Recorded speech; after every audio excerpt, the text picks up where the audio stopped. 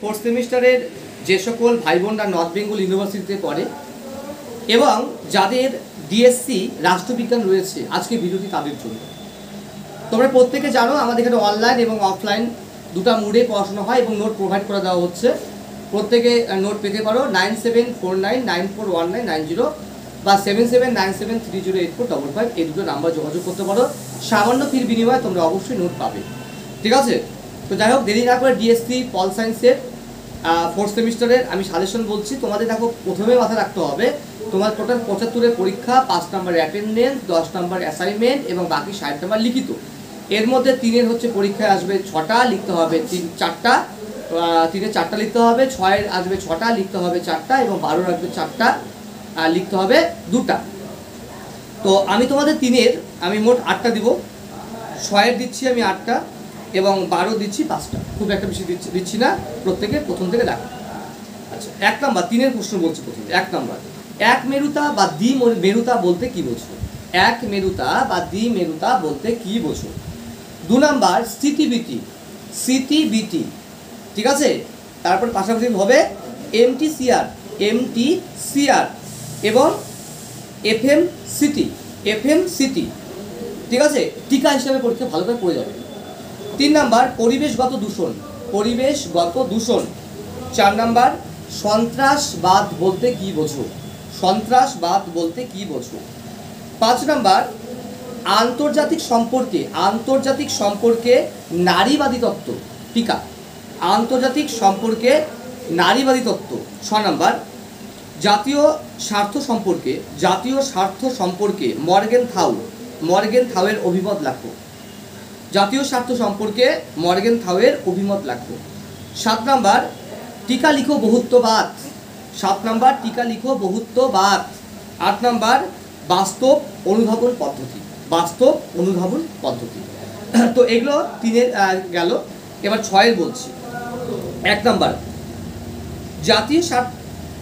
আন্তর্জাতিক সম্পর্কে জাতীয় স্বার্থ আলোচনা করো। পরীক্ষায় 100% কমন। আন্তর্জাতিক সম্পর্কে জাতীয় স্বার্থ আলোচনা করো, পরীক্ষায় 100% কমন, বা 6-এর কিন্তু বলছে।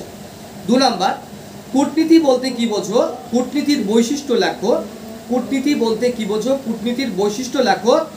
আন্তর্জাতিক সম্পর্কের ভূমিকা লেখো। আন্তর্জাতিক সম্পর্কের ভূমিকা লেখো, পরীক্ষা খুবই কমন রয়েছে। 3 নাম্বার, এনপিটি বা পারমাণবিক অস্ত্র অপ্রসার চুক্তি কাকে বলে এবং এর প্রেক্ষাপট বা বিধানগুলি আলোচনা করো, অত্যন্ত ইম্পর্টেন্ট। 4 নাম্বার, বিশ্বায়ন সম্পর্কে আলোচনা করো এবং এর রূপগুলি লেখো। 5 নাম্বার, প্রচারণা যাকে আমরা প্রোপাগান্ডা বলি, প্রচারণা বা প্রোপাগান্ডা কাকে বলে, এর বৈশিষ্ট্য বা সম্পর্কে লেখো। 6 নাম্বার, ভারতের পররাষ্ট্রনীতি বা বৈদেশিক নীতি আলোচনা করো। ভারতের বৈদেশিক নীতি বা পররাষ্ট্রনীতি আলোচনা করো। 7 নাম্বার, আন্তর্জাতিক সম্পর্ক বিশ্লেষণে মার্ক্সবাদী তত্ত্ব আলোচনা করো। 8 নাম্বার, তৃতীয় বিশ্বের ওপর বিশ্বায়নের প্রভাব আলোচনা করো।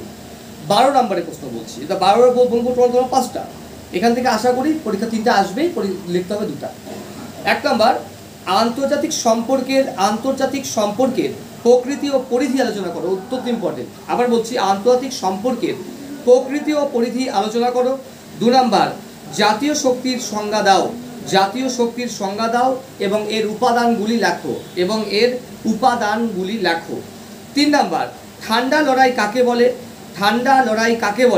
ঠান্ডা লড়াইয়ের বৈশিষ্ট্য এবং ফলাফল লেখো। আবার বলছি, ঠান্ডা লড়াই কাকে বলে, ঠান্ডা লড়াইয়ের বৈশিষ্ট্য এবং ফলাফল লেখো, অত্যন্ত কমন, পরীক্ষায় আসবে। 4 নাম্বার, আন্তর্জাতিক সম্পর্ক কাকে বলে এবং আন্তর্জাতিক সম্পর্ক বিকাশের ধারাগুলি আলোচনা করো। 5 নাম্বার, এটাই শেষ, জোট নিরপেক্ষ আন্দোলন অর্থাৎ NAM, ঠিক আছে, জোট নিরপেক্ষ আন্দোলন ভারতবর্ষের উদ্ভবের কারণ সম্বন্ধে লেখো, ভারতবর্ষের উদ্ভবের কারণ সম্বন্ধে লেখো এবং এটি কি আজও কি প্রাসঙ্গিক আলোচনা করো। তো যাই হোক, এতটুকুই সাজেশন ছিল। অবশ্যই নোট পাবে তোমরা এবং তোমরা আমার চ্যানেলের সঙ্গে তোমরা যুক্ত থাকো এবং আমরা প্রত্যেকটি সাবজেক্ট ধাপে ধাপে সাজেশন নিয়ে আসছি। ধন্যবাদ।